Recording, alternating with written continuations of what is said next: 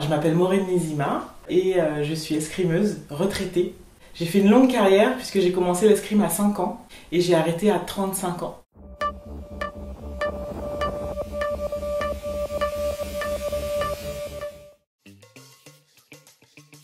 Alors c'est du 27 juin au 1er juillet. Les Summer Games c'est un événement inédit en fait. C'est la première édition et le but c'est vraiment d'aller en Martinique pour montrer que la Martinique est une terre de sport. Pour montrer que les sportifs sont accessibles et qu'on vient à la rencontre des petits et des grands pour partager notre passion, pour partager notre expérience, pour recevoir aussi, parce qu'il y a beaucoup de sportifs qui seront présents au Summer Games et qui ne sont pas martiniquais et qui vont découvrir la Martinique sportive. Donc en fait, tout le monde a y gagné dans cet événement. Alors il y en a eu plusieurs. Il y a eu Pimousse, parce que petit mais costaud. Il y a eu Moustique à une période, et puis après il y avait Mo. Mo, c'est celui qu'on utilise le plus régulièrement depuis un moment maintenant.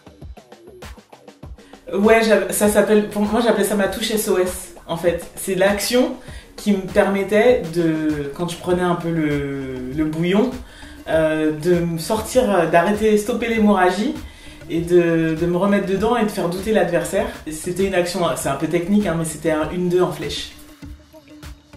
Alors c'est une personne qui a des convictions et qui a envie de les mettre à profit d'une action, d'une croyance particulière. Donc certains sont engagés dans le domaine associatif, d'autres sont engagés en politique, peu importe, mais au-delà de l'aspect sportif, c'est utiliser notre notoriété ou notre visibilité pour faire passer un message, des valeurs.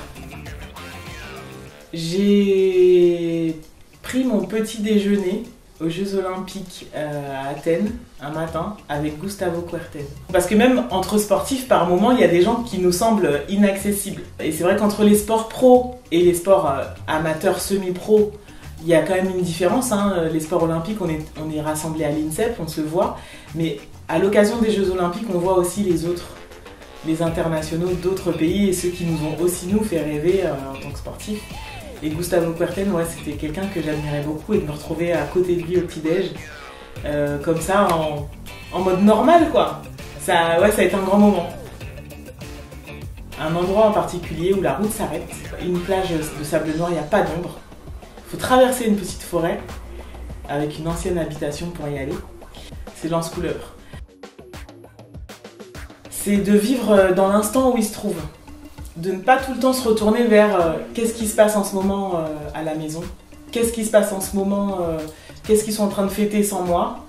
Je pense qu'il faut aussi programmer à l'avance les temps de repos où on va pouvoir rentrer. Il faut aussi que les familles soient hyper impliquées dans ce projet. Ce jeune, il est loin géographiquement certes, mais il a besoin de la proximité quand même du cœur. Donc s'il y a de la famille sur place, il faut que cette famille aussi puisse un peu prendre le relais, montrer qu'elle est là et qu'elle soutient. En fait l'engagement d'un jeune dans une carrière sportive, c'est en réalité l'engagement de toute une famille. Ça ne peut pas être le projet que d'une personne. Donc ça suppose que tout le monde soit impliqué, les parents, les frères et sœurs et puis la famille ici.